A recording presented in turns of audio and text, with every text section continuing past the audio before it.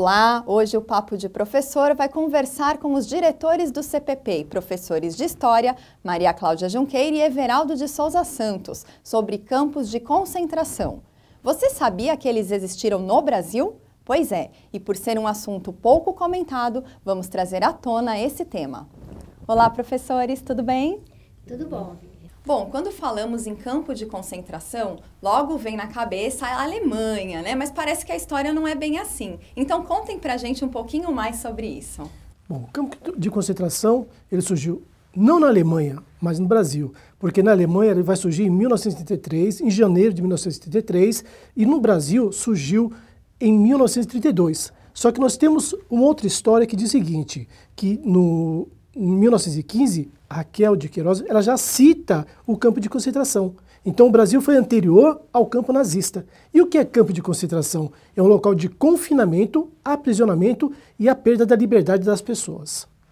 Por sinal, né, o campo de concentração existe, né, ao longo de toda a história, né? Só que ele vai tomar uma dimensão maior na época da Alemanha. E no Brasil, inclusive, não teve só o campo de concentração para os cearenses, né, flagelados, mas também teve campo de concentração para os japoneses e alemães durante a guerra e para os indígenas durante a ditadura militar, que por sinal é uma história que eu gostaria depois de contar aqui, que é muito triste.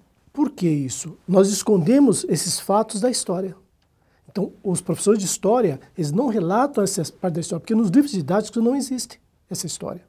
Então, já que nós vamos focar o Brasil, falem um pouquinho pra gente sobre como eram os campos de concentração no Ceará. Por que ocorreu isso? Porque em 1930 começou a haver uma seca no Nordeste. Durante 3 anos, essa seca persistiu.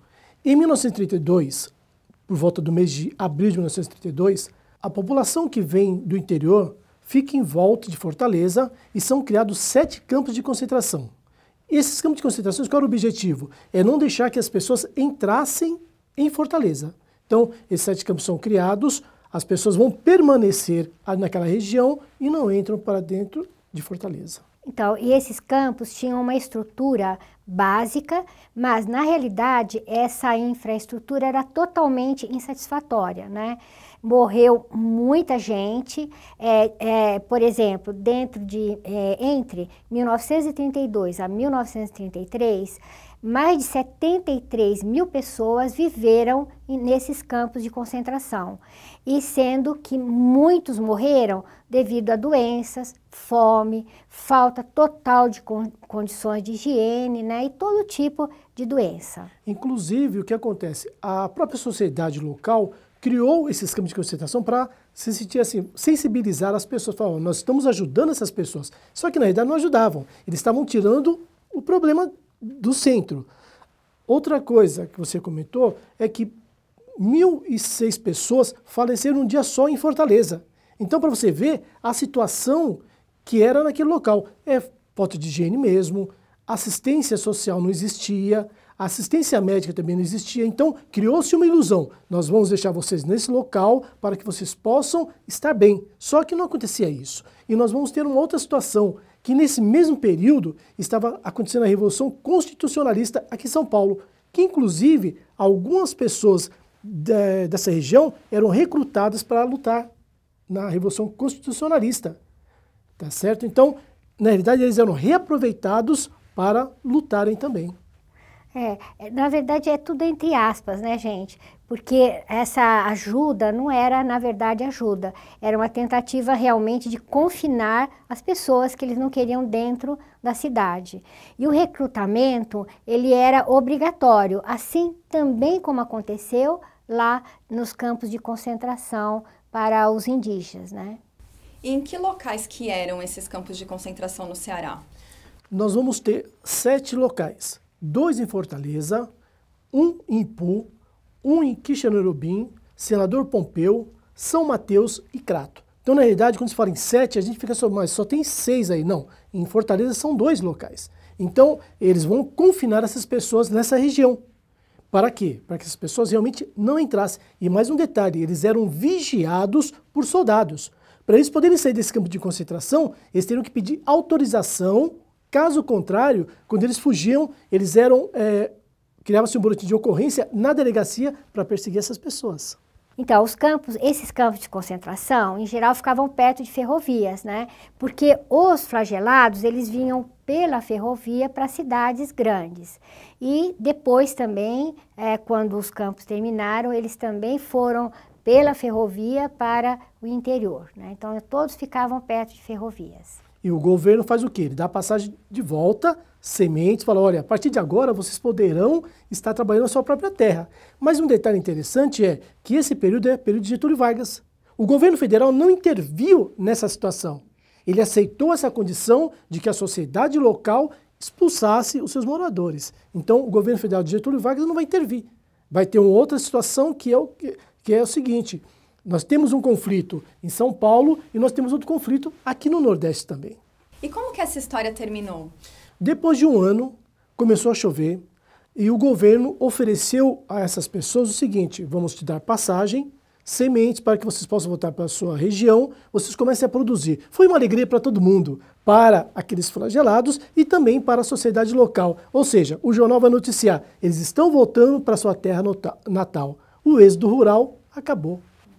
Só que muitos, né, desses flagelados, fugidos da seca, da situação da seca, né, permaneceram nos arredores dessas grandes cidades, né? E aí o que surgiram as favelas, grandes aglomerados, né, de favelados que não retornaram à sua terra, né, natal, até porque a seca havia terminado, mas a situação, né, continuava bastante ruim no campo. Eu ainda acredito que até hoje nós temos essa seca.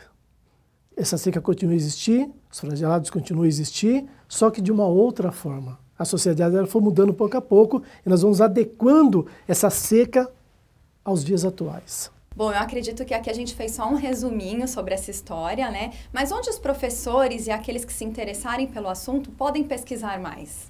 Bom, nós temos o livro da Raquel de Queiroz, que é o 15, ela retrata bem essa situação, ela conta o relato dessa situação, do que ocorreu já no Ceará, e também tem a professora Kênia também, que ela tem um livro que retrata a questão da seca no Ceará também. No link da empresa Brasil de Comunicação, EBC, vocês também vão encontrar fotos, reportagens com os sobreviventes, né, e pessoas que viveram na época, depoimentos mesmo. É muito bacana. E o livro da Kênia, que é uma historiadora, é super importante porque ela fez uma pesquisa, um levantamento em toda a região, né?